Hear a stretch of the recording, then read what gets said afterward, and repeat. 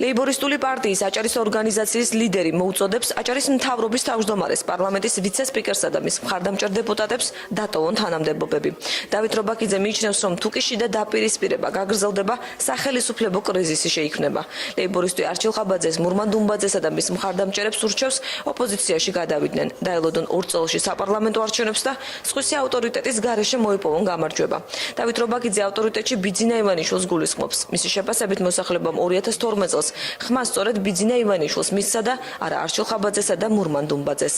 მოუწოდებ ბატონ დუმბაძეს და მოუწოდებ ბატონ ხაბაძეს დაწერონ განცხადებები და გადადგდნენ დაკავებული თანამდებობიდან. ეს იქნება მათი მხრიდან ვაჟკაცური და კაცური ნაბიჯი, სადაც ხაბაძის ასე ვთქვათ, ახლო გარემოცვის წევრები იყვნენ ხელმძღვანელი პირები.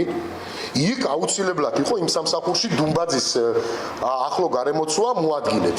ფაქტიურად ამ ორმა კლანმა ერთმანეთში ვერ გაიხეს ის შემოსავალი, რაც თავის დროზე ძალიან კარგად ანაწილებდა მერაბიშვილი და სააკაშვილი.